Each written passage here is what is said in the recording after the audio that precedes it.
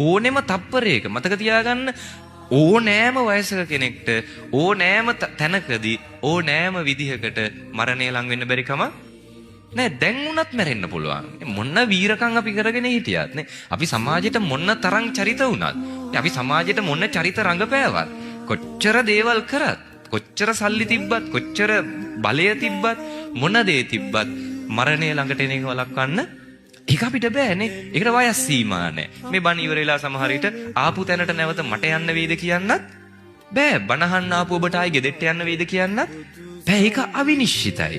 ඕන කෙනෙකුට ඕනෑම මොහොතක මේක නැති වෙන්න පුළුවන්. ඒ වෙලාවට කියන්න පුළුවන්ද මෙහෙම? අනේ දැම්ම නම් මැරෙන්න බෑ. තා විනාඩි 5ක්වත් දෙන්න මම පොඩක් ගෙදෙට්ට කොට වෙලා එන්න. පුළුවන්ද කියන්න? එහෙම බෑනේ. මැරෙන දැන් හිතන්න දැන් Tamanට දැනෙනවා කියලා හිතන්න. හරි දැන් මම මැරෙනවා. මැරෙන්න බය නැද්ද? ඉන්නවද බය නැති කවුරු හරි? අපිට නම් ප්‍රශ්න නැහැ. හඳුන්නේ ඔක මොකද මැරලා යන්නේ ඒක? එහෙම ඉන්නවද? නෑ සමහරු කියනවා එහෙමනේ. මැහුවම කියනවා අනේ හඳුන්නේ මොන පිස්සුද? අපිට නම් කමන්නේ මොකක් වුණත් මැරෙන්න වෙනවනේ. ඔහේ මැරලා යන එකේ ප්‍රශ්න නැහැ කියනවා. ඒ සමහරු කියනවා අපි නම් මැරෙන්න බය නැහැ කියලා. දැන් මෙතනත් ඉන්නවා නම් එහෙම හිතෙන අය මම ප්‍රශ්නයක් අහන්නද?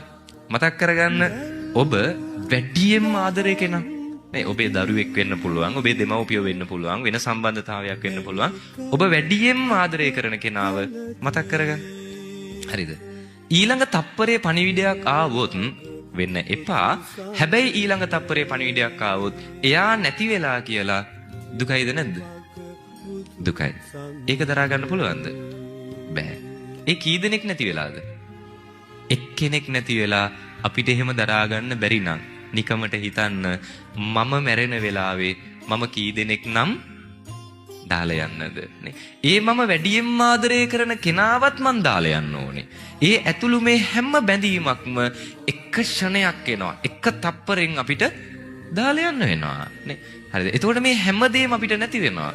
සමහරට හිතන්නනේ අපි ඒකට සූදානම් නැත්තම් දැන් මැරුණොතින් අරන් යන්න කියලා දෙයක් අපිට නැත්තම් මතක් කරගන්න ඉක්මනට කරපු පින්කමක් හරි කරපු පව්කාරකමක් හරි ඉක්මනට.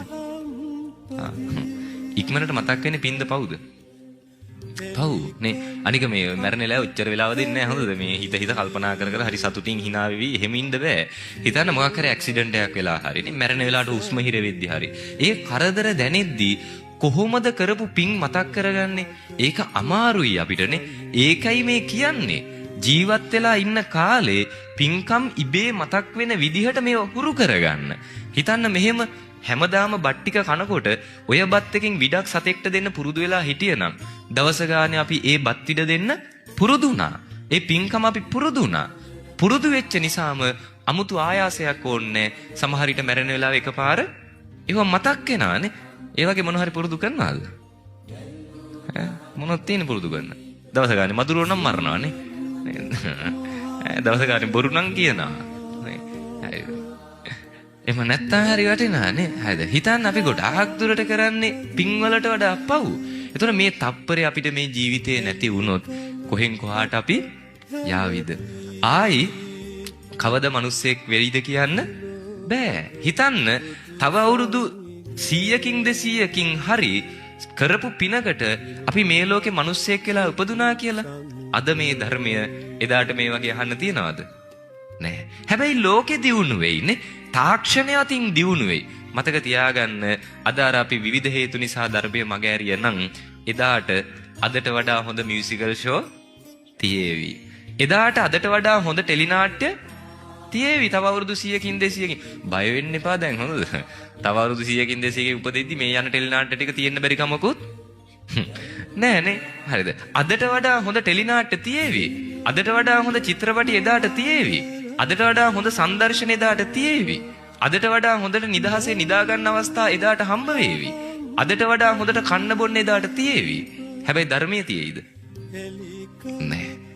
ධර්මයේ අහල පහලක නැති වෙයි. මේක හොඳයි මේක නරකයි. මේක කර්මය නේද? මේක තමයි කර්මය. මේකෙන් අපිට විපාක ඇති වෙනවනේ. හොඳ කරොත් හොඳ වෙනවා, නරක කරොත් නරක වෙනවා. කවුද ඉන්නේ කියලා දෙන්න.